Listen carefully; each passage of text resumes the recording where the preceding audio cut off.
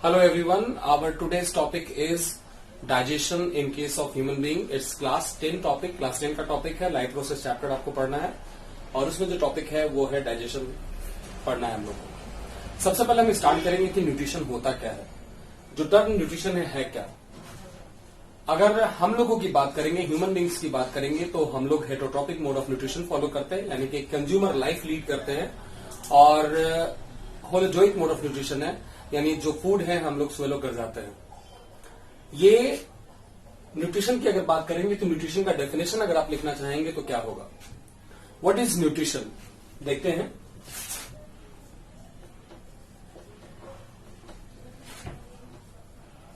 intake of food and its utilization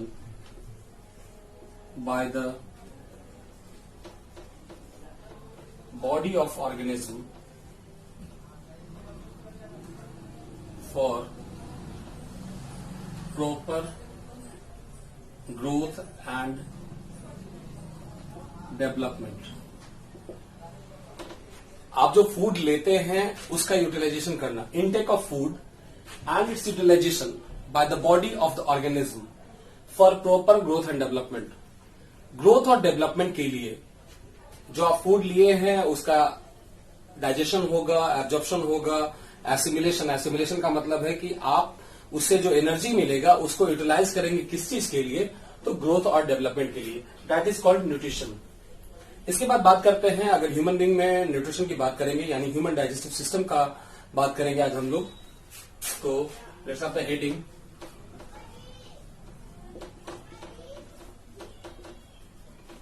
human digestive system. देखिए human digestive system है क्या। Human digestive system includes alimentary canal. Alimentary canal आप गट भी कह सकते हैं। So human digestive system includes alimentary canal. What is alimentary canal? Alimentary canal is a tubeless structure that starts from your mouth cavity and ends at the anus.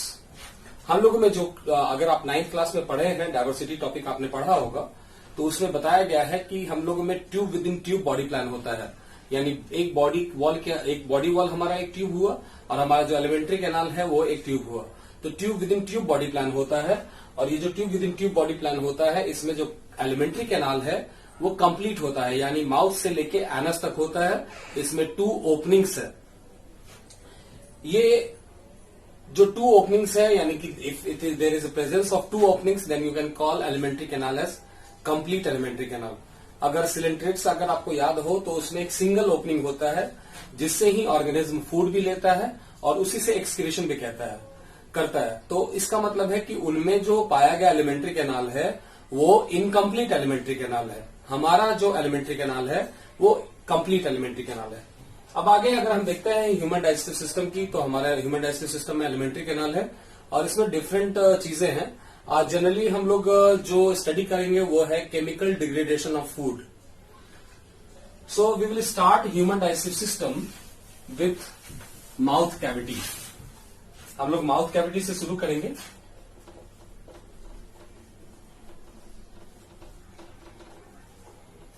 आप mouth cavity को बगल cavity भी कह सकते हैं या oral cavity भी कह सकते हैं। ये जो माउथ कैविटी है इसका जो ओपनिंग है वो एक पेयर ऑफ आप मसल्स देख सकते हैं, लिप्स है। It is guarded by a pair of lips and inside the mouth cavity there are 3 things present. 3 चीजें मौजूद हैं माउथ कैविटी के अंदर में। पहला है सैलिवरी ग्लैंड, दूसरा जो है वो है टंग और तीसरा है टूथ। 3 चीजें मौजूद है, सैलिवरी ग्लैंड, टंग और टूथ। अगर सैलिवरी ग्लैंड की बात करेंगे तो कितने पेयर सैलिवरी ग्लैंड होते हैं? 3 पेयर्स सैलिवरी ग्लैंड होते हैं, टंग एंड टूथ। हम लोग स्टार्ट करेंगे सैलिवरी ग्लैंड से। 3 पेयर्स ऑफ सैलिवरी ग्लैंड होता है। कौन कौन सा होता है वो देखिएगा। Parotid,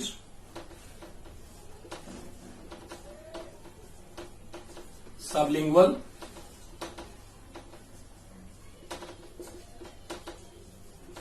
submaxillary. Parotid, sublingual, submaxillary, 3 pairs of salivary gland होता है। आपको एग्जाम में पूछा जाता है कि कितने पेयर्स ऑफ सेलेब्री ग्लैंड पाए जा रहे हैं, तो आप ध्यान रखिएगा कि 3 पेयर पाया जाता है। एक है पैरोटिड, दूसरा है सबलिंगुअल, तीसरा है सबमैक्सिलरी। ये जो सेलेब्री ग्लैंड है इसका काम होता है स्लाइवा सिक्रीट करना, स्लाइवा सिक्रीट करना। स्लाइवा में क्या पाया जाता है आपको ये ध्यान रखना होगा।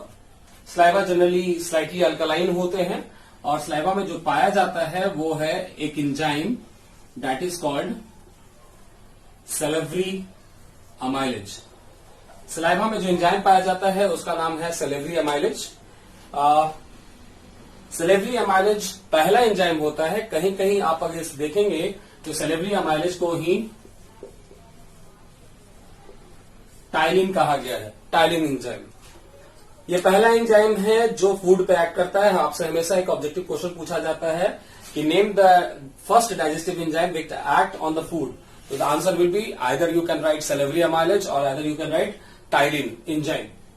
इसके बाद ये स्लाइवा में पाया जाता है। स्लाइवा का जो पीएच है वो अल्कलाइन होता है, ये ध्यान रखिएगा। और ये सेलेब्री अमाइलेज है। तो सबसे पहले माउथ कैविटी में किस चीज का डाइजेशन होता है ये देखते हैं। माउथ कैविटी में सिर्फ और सिर्फ कार्बोहाइड्रेट का डाइजेशन होता है और कार्बोहाइड्रेट का एक फॉर्म है, कॉम्प्लेक्स फॉर्म है स्टार्च।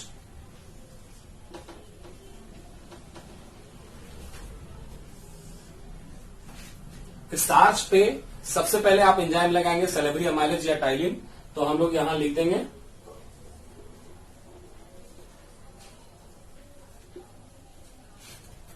स्टार्च पे सेलेब्री अमाइलेज आपने लिख दिया। और यहां पे जो बनेगा, जो प्रोडक्ट बनेगा एंजाइम एक्शन के बाद, वो बनेगा लिमिट डेक्स्ट्रीन प्लस माल्टोज। यहां पे जो एंजाइम बनेगा वो बनेगा लिमिट डेक्स्ट्रीन प्लस माल्टोज की बात कर रहे थे, यानी कि स्टार्च पहला जो माउथ कैविटी में डाइजेशन होगा वो सिर्फ स्टार्च का होगा, यानी कार्बोहाइड्रेट का एक फॉर्म है, कॉम्प्लेक्स फॉर्म है।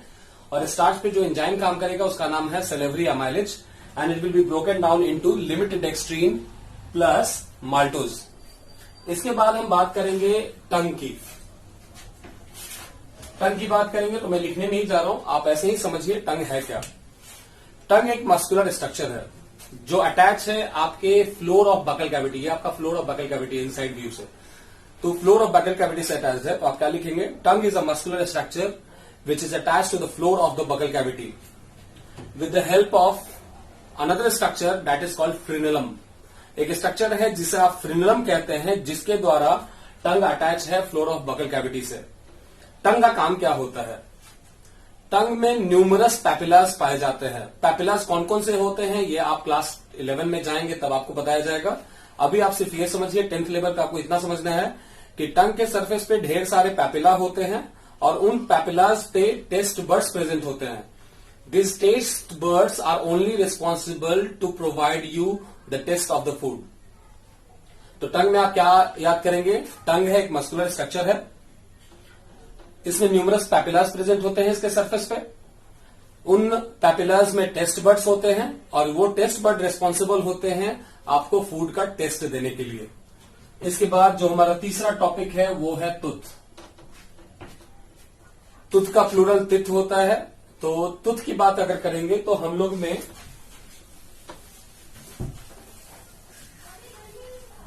ह्यूमन बींग्स आर डाइफियोडोंट, एक टर्म है, 2-3 टर्म आप समझिएगा।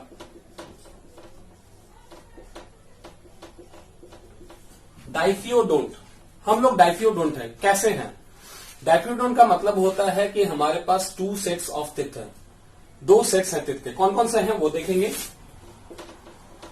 एक है मिल्क और दूसरा है परमानेंट। मिल्क टिथ की बात करेंगे तो 0 से 2 साल में आता है और परमानेंट टिथ की बात करेंगे तो 9 से 10 साल के अंदर में, या फिर 8 से 10 साल के अंदर में आप देखेंगे कि परमानेंट टिथ आने शुरू हो जाते हैं।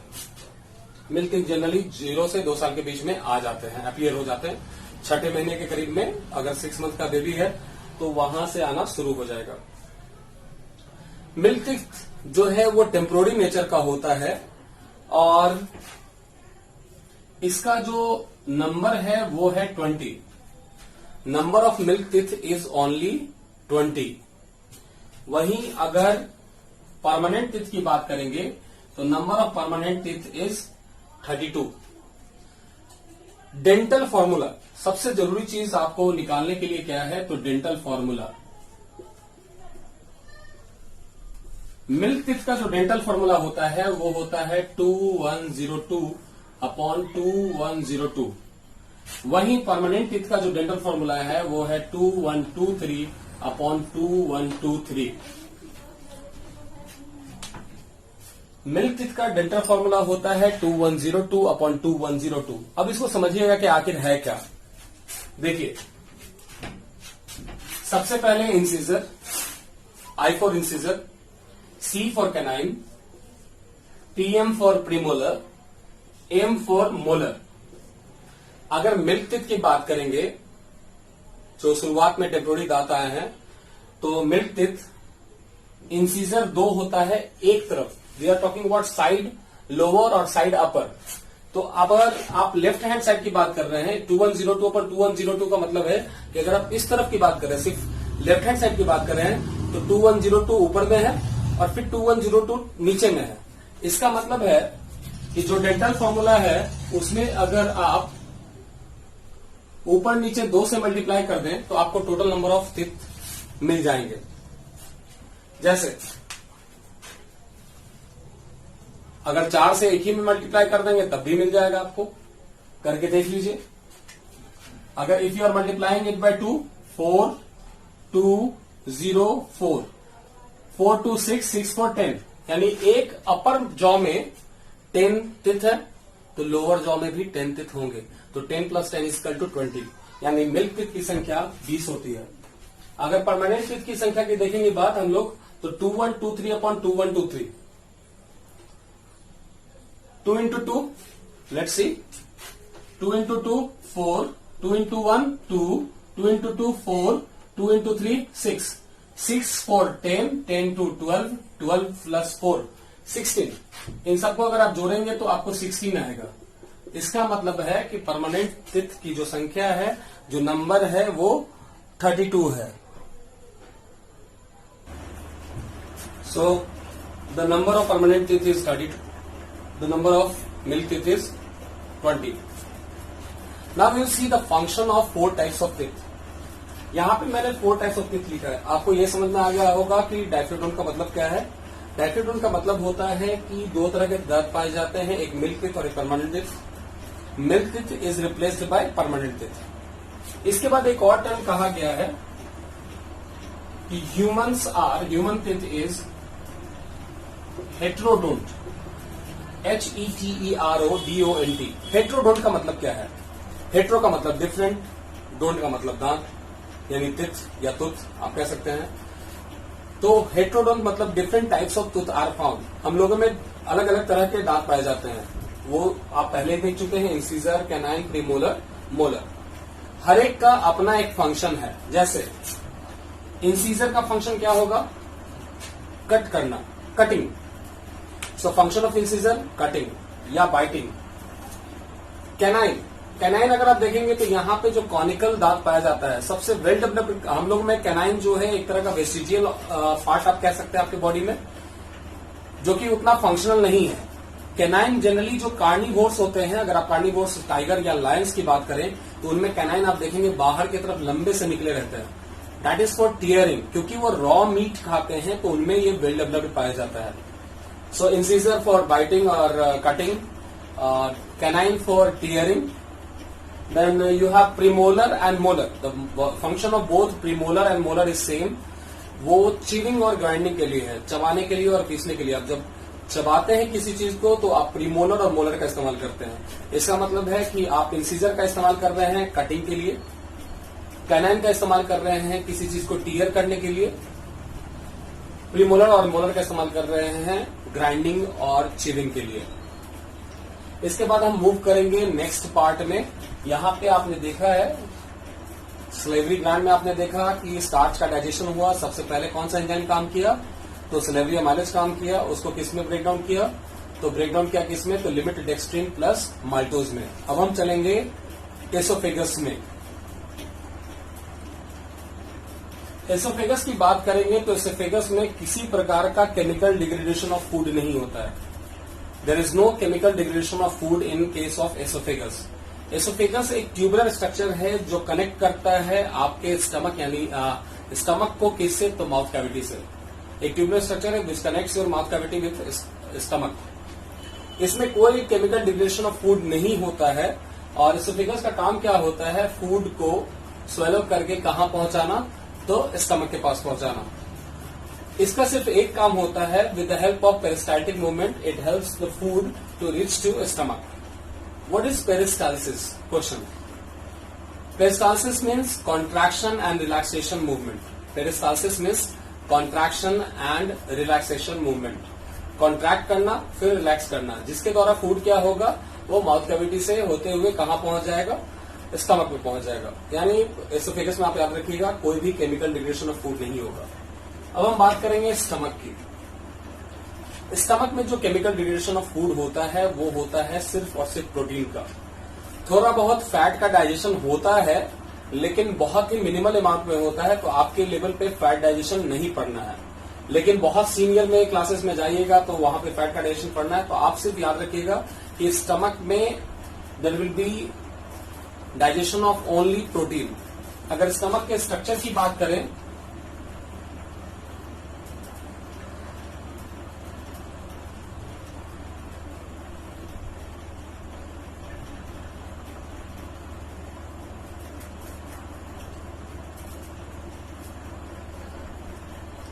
स्टमक के स्ट्रक्चर की बात करेंगे तो इस तरह का स्ट्रक्चर होता है, जे शेप का आप स्ट्रक्चर कह सकते हैं स्टमक का।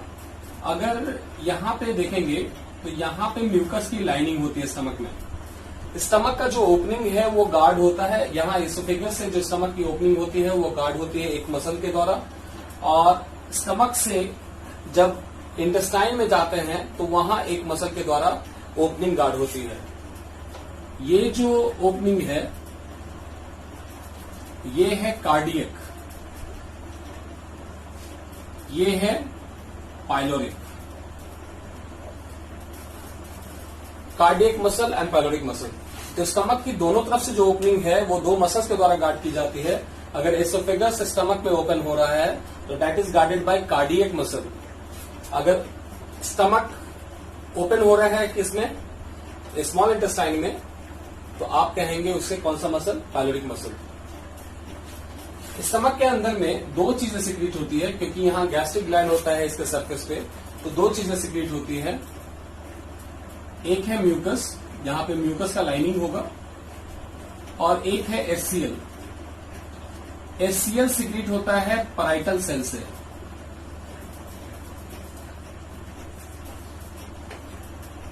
एचसीएल सिक्रीट होगा पैराइटल सेल से, या फिर आप उसे ऑक्जेंटिक सेल भी कह सकते हैं। तो HCl is secreted by parietal cell and mucus is part of gastric gland.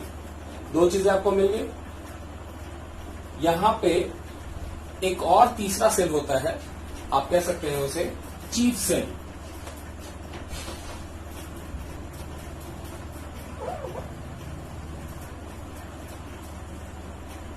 Stomach में आपको जनरली दो सेल्स के बारे में याद करना है। एक है chief cell. This chief cell is responsible for secreting pepsinogen enzyme. This chief cell is responsible for secreting pepsinogen enzyme. HCl is secreted by parietal cell. Mucus can be secreted by mucus cell, or gastric gland part can also secrete, or chief cell minute amount of is also secreted from chief cell. तो अब देखेंगे हम कि digestion क्या होता है stomach में। ठीक है, तो डाइजेशन देखते हैं स्टमक में कैसे हो रहा है। सबसे पहले आपको क्या करना है, आप ध्यान रखिएगा माउथ कैविटी में सिर्फ कार्बोहाइड्रेट का डाइजेशन हुआ था। यहां स्टमक में अगर हम देखेंगे तो सबसे पहले HCl का फंक्शन देखते हैं। HCl का फंक्शन क्या क्या है वो देखेंगे।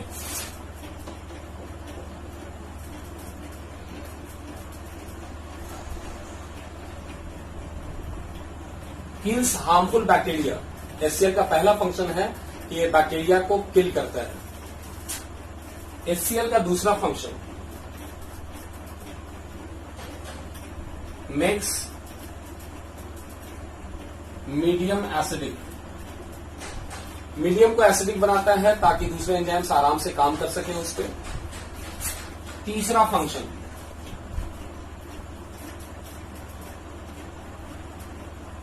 Activates inactive enzymes. कुछ एंजाइम जो इनएक्टिव फॉर्म में स्टेज में वो सिक्रीट हुए हैं उनके ग्लैंड से, उनको एक्टिवेट करने का काम भी HCl का होगा। तो 3 फंक्शन आपने देखा, ये बैक्टीरिया को किल करता है, कोई कंटामिनेशन रहेगा फूड में तो स्टमक में जाने के बाद HCl उस पर एक्ट करेगा और उसको किल करने की कोशिश करेगा, मीडियम को एसिडिक बनाता है, साथ में कुछ इनएक्टिवेटेड एंजाइम्स को एक्टिव करने की कोशिश करता है यानी बनाता है। इसके बाद दूसरा है म्यूकस। म्यूकस का काम क्या होगा? म्यूकस को देखने से पहले आपने एक पॉइंट लिखा, क्या है वो? It activates inactive enzymes. तो पेप्सिनोजेन जो अभी चीफ सेल आपने देखा था कि चीफ सेल ने सिक्रेट किया था पेप्सिनोजेन को, तो पेप्सिनोजेन को जो कि इनएक्टिव स्टेट में है has to be converted into active state with the help of HCl, और इसको कन्वर्ट कर देगा किस में? पेप्सिन में। पेप्सिन कौन सा स्टेट हुआ? Pepsin is active state while pepsinogen is inactive state. अब हम देखेंगे पेप्सिन एक्टिव स्टेट में आ चुका है। एक और हमने लिखा है, क्या लिखा था? म्यूकस। म्यूकस का क्या रोल है? म्यूकस का रोल है it protect stomach lining from acidic impact of pepsin and HCl। HCl और पेप्सिन दोनों एसिडिक नेचर के हैं। स्टमक की लाइनिंग पे म्यूकस प्रेजेंट होता है। अगर आपको डायग्राम ध्यान हो तो मैंने दिखाया था, वापस करके आप देख लीजिएगा। तो म्यूकस का लाइनिंग था वहां स्टमक पे। वो जो म्यूकस लाइनिंग है स्टमक पे, सपोज कीजिए कि ये स्टमक है तो इस पे अगर म्यूकस की लाइनिंग है तो it is going to protect the lining of stomach from acidic impact of pepsin और HCl। पेप्सिन और HCl का एसिडिक इम्पैक्ट से कौन बचाएगा? स्टमक को, म्यूकस। इसके बाद हम डाइजेशन देख लेते हैं। स्टमक में डाइजेशन सिर्फ प्रोटीन का होता है, तो प्रोटीन का डाइजेशन देखेंगे। प्रोटीन पे एक एंजाइम एक्ट करेगा जिसका नाम है पेप्सिन। अभी आपने देखा पेप्सिन एक्टिव स्टेट है, कहां से आया है? चीफ सेल ने सिक्रेट किया था पेप्सिनोजेन और कन्वर्ट होकर क्या बना? पेप्सिन। प्रोटीन पे पेप्सिन काम करेगा और इसको कन्वर्ट कर देगा किसमें? पेप्टोन प्लस प्रोटियोज में। पेप्टोन प्लस प्रोटियोज में। अब आगे देखेंगे स्मॉल इंटेस्टाइन में। इन स्मॉल इंटेस्टाइन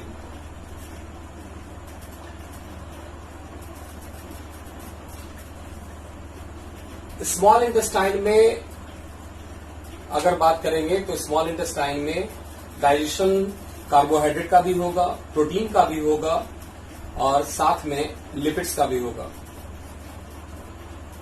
जो स्मॉल इंटेस्टाइन है उसमें 3 जगह से एंजाइम्स आते हैं। कहां कहां से आते हैं तो वो देख लीजिए। Pancreas, liver and intestine itself. कुछ एंजाइम पैनक्रियाज से आते हैं, कुछ एंजाइम लीवर से आते हैं और कुछ एंजाइम खुद इंटेस्टाइन से आते हैं। सबसे पहले हम बात करेंगे इंटेस्टाइन से आने वाले एंजाइम्स के बारे में। इंटेस्टाइन से जो एंजाइम्स आते हैं उसमें है इंटेस्टिनल जूस। ये जो इंटेस्टिनल जूस होगा इसमें प्रेजेंट होगा इंटेरोकाइनेज एंजाइम। इंटेस्टाइन से जो एंजाइम आता है उसका नाम है इंटेस्टिनल जूस, यानी इंटेस्टाइन जो सिक्रीट करेगा उसका नाम है इंटेस्टिनल जूस। और इंटेस्टिनल जूस में जो एंजाइम प्रेजेंट होगा उसका नाम है enterokinase enzyme, ENTEROKINASE enzyme. Liver की बात करेंगे तो आप सभी जानते हैं लीवर से बाइल जूस का सिक्रीशन होता है और बाइल जूस स्टोर किस में होगा? गॉल ब्लैडर में। पैनक्रियाज जो सिक्रीट करता है उसका नाम है पैनक्रियाटिक डक्ट, पैनक्रियाटिक जूस। और जाएगा किस रास्ते से, तो पैनक्रिएटिक डक्ट के रास्ते से। पैनक्रिएटिक जूस में क्या क्या पाया जाता है वो देखिए। पैनक्रिएटिक जूस में ट्रिप्सिन पाया जाएगा, पैनक्रिएटिक जूस में पैनक्रिएटिक अमाइलेज पाया जाएगा, और पैनक्रिएटिक जूस में ही पैनक्रिएटिक लाइपेज पाया जाएगा। पैनक्रिएटिक जूस में 3 चीजें होती हैं, एक ट्रिप्सिन, दूसरा अमाइलेज और तीसरा लाइपेज। आपके लेवल पे इतना ही पढ़ना है, लेकिन अगर आप सीनियर लेवल पे जाते हैं, हायर लेवल पे जाते हैं, तो ट्रिप्सिन के साथ साथ काइमोट्रिक्सिन, प्रो कार्बोक्सीपेप्टाइडेज, पैनक्रिएटिक अमाइलेज है, उसके बाद फिर माल्टेज आएगा यहां से इंटेस्टिनल जूस से। तो वो उतना हम लोग को अभी 10th क्लास में नहीं पढ़ना है, जितना 10th में पढ़ना है उतना मैंने लिख दिया है। बाकी सारी चीजें फिर आपको 11th में फिर से पढ़ना है। थोड़ा थोड़ा 11th में यही टॉपिक इंक्रीज कर जाता है, थोड़ा सा वास्ट हो जाता है, टॉपिक यही सेम टू सेम हम लोग को पढ़ना है। So I am not going to write here trypsin की जगह, ट्रिप्सिन के साथ साथ काइमोट्रिप्सिन नहीं लिखने जा रहा हूं, और प्रो कार्बोक्सीपेप्टाइडेज ये सब नहीं लिखने जा रहा हूं। जितना एंजाइम आपके एनसीईआरटी में दिया हुआ है उतना मैंने लिख दिया है, and we are going to discuss on this topics also only. अब हम देखेंगे जो पैनक्रियाज, अब फिर से एक बार एंजाइम्स देख लेते हैं। पैनक्रिएटिक जूस में ट्रिप्सिन है, पैनक्रिएटिक अमाइलेज है और पैनक्रिएटिक लाइपेज है। याद रखिएगा, अमाइलेज एंजाइम जब भी इस्तेमाल होगा, अमाइलेज एंजाइम जब भी इस्तेमाल होता है तो वो सिर्फ स्टार्च के लिए, ये आपको ध्यान रखना है। Amylase is always used for starch only, lipase is only used for lipid और फैट। लाइपेज हमेशा फैट डाइजेशन के लिए, अमाइलेज हमेशा कार्बोहाइड्रेट डाइजेशन यानी स्टार्च डाइजेशन के लिए, और ट्रिप्सिन यानी प्रोटीन के लिए। हम लोग शुरुआत करेंगे कहां से, तो लीवर से शुरू करेंगे and we will end with the pancreatic juice. Let's start.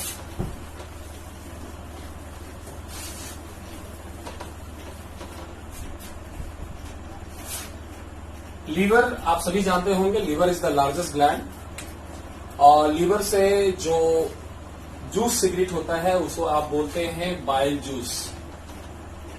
Liver से जो जूस सिक्रीट होता है वो होता है बाइल जूस। बाइल जूस में बाइल पिगमेंट और बाइल सॉल्ट्स प्रेजेंट होते हैं, और ये स्टोर होता है किसमें, तो गॉल ब्लैडर में।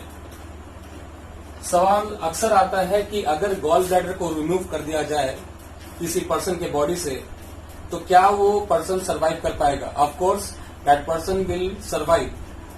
तो क्या होगा, आखिर एक ऑर्गन है हमारे बॉडी का, अगर रिमूव कर दिया जाए तो क्या होगा? जनरली गॉल ब्लैडर को रिमूव कर दिया जाता है क्योंकि उसमें स्टोन्स प्रेजेंट हो जाते हैं, स्टोन्स आ जाते हैं, गॉल ब्लैडर स्टोन्स होते हैं, जिसके कारण उसको रिमूव करना पड़ता है। अगर ये रिमूव हो जाता है तब भी पर्सन सर्वाइव करेगा, बस थोड़ा बहुत डाइजेशन का प्रॉब्लम होगा और कोई प्रॉब्लम नहीं होगा। गॉल ब्लैडर से ये जो बाइल जूस है ये जाएगा कहां, तो स्मॉल इंटेस्टाइन में। इसका जो रास्ता होगा वो होगा हिपैटो पैनक्रिएटिक डक्ट। इसका जो रास्ता होगा वो होगा हिपैटो पैनक्रिएटिक डक्ट। हिपैटो का मतलब लीवर, पैनक्रिएटिक का मतलब pancreas, duct. Hepato pancreatic duct is the common passage for both pancreatic juice and bile juice. ये hepato pancreatic duct common passage होगा पैनक्रियाज के सिक्रेशन के लिए भी और बाइल जूस के सिक्रेशन के लिए भी, जो कि कॉमन रास्ता है कहां तक जाएगा, स्मॉल इंटेस्टाइन तक जाएगा। अब हम देखेंगे कि बाइल जूस का काम क्या है। बाइल जूस का इस्तेमाल होता है फैट डाइजेशन में। तो बाइल जूस की बात कर रहे थे, इसका इस्तेमाल होता है फैट डाइजेशन में। और कैसे होता है, तो एक प्रोसेस कहते हैं हम लोग जिसको कहते हैं इमल्सिफिकेशन। आखिर इमल्सिफिकेशन है क्या? इमल्सिफिकेशन ठीक उसी तरीके का प्रोसेस है जैसे हम लोग कपड़े को धोते हैं तो डर्ट निकालने के लिए, ठीक उसी तरीके का प्रोसेस इमल्सिफिकेशन है। इमल्सिफिकेशन में क्या होता है, in this process of emulsification large fat globules are broken down into small fat globules. जो लार्ज फैट ग्लोब्यूल्स है वो तोड़े जाते हैं किसमें, तो स्मॉल फैट ग्लोब्यूल्स में। क्यों जरूरी है? अगर इमल्सिफिकेशन नहीं होगा तो क्या होगा? If emulsification will not occur large surface area will not be there. अगर इमल्सिफिकेशन प्रोसेस नहीं होता है तो जो फैट ग्लोब्यूल्स हैं उनका लार्ज सरफेस एरिया नहीं आएगा। अगर लार्ज सरफेस एरिया नहीं आएगा तो फिर एंजाइम्स को दिक्कत होगा उन पे काम करने के लिए। तो why emulsification is necessary? To increase the surface area of the fats so that enzymes can work easily on them. Emulsification आप समझ गए होंगे कि अगर इमल्सिफिकेशन प्रोसेस होता है बाइल जूस के द्वारा तो एक डर्ट क्लीनिंग प्रोसेस है जिसमें लार्ज फैट ग्लोब्यूल्स को छोटे छोटे स्मॉल फैट ग्लोब्यूल्स में तोड़ा जाता है ताकि उनका जो सरफेस एरिया हो वो इंक्रीज कर जाए। अगर सरफेस एरिया इंक्रीज कर जाता है तो एंजाइम्स को बहुत आसानी होगी फैट्स पे काम करने में, to put impact on the fats. So emulsification is necessary to increase the surface area of the fats so that enzymes can work easily on them. अब बात करेंगे, हमने गाइल जूस का वर्क देख लिया, हमने फैट डाइजेशन में सबसे पहला प्रोसेस देख लिया इमल्सिफिकेशन।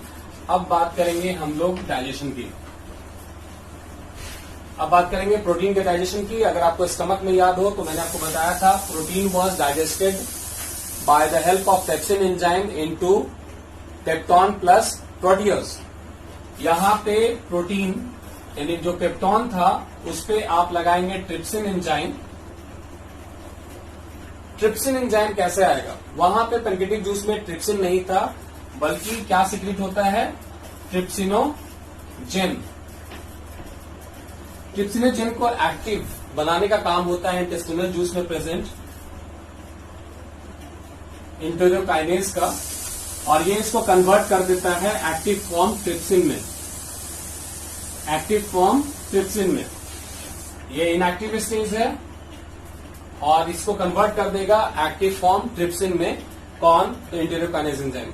अब हमारे पास ट्रिप्सिन एक्टिव है, इसको आप पेप्टॉन पे लगाएंगे ट्रिप्सिन को, और ये क्या में बदल जाएगा? Amino acid plus amino acid. आपके लेवल पे इसी तरीके से पढ़ना है, लेकिन अगर हायर लेवल पे जाते हैं तो पेप्टॉन पे यहां तो आपने देख लिया कि ट्रिप्सिन लगाएंगे और आपको डायरेक्ट लिख देना है amino acid plus amino acid. लेकिन हायर एसिड पे हायर लेवल पे अगर आप जाते हैं तो पेप्टॉन अगर इस पे ये लगा रहे हैं तो लार्ज मॉलिक्यूल ऑफ पॉलीपेप्टाइड, फिर लार्ज से स्मॉल मॉलिक्यूल पॉलीपेप्टाइड, फिर डाईपेप्टाइड, और डाईपेप्टाइड के बाद अमाइनो एसिड, तो बीच का 3-4 स्टेप रह जाता है। वो हम लोग नहीं देख रहे हैं because we are following class 10 NCERT syllabus only. So peptone पे आपने ट्रिप्सिन लगाया और ये टूट गया amino acid plus amino acid में। इसके बाद है फैट का डाइजेशन। तो जो फैट है उस पे आप लगाएंगे क्या? पैनक्रिएटिक अमाइलेज एंजाइम, और ये टूट जाएगा किसमें?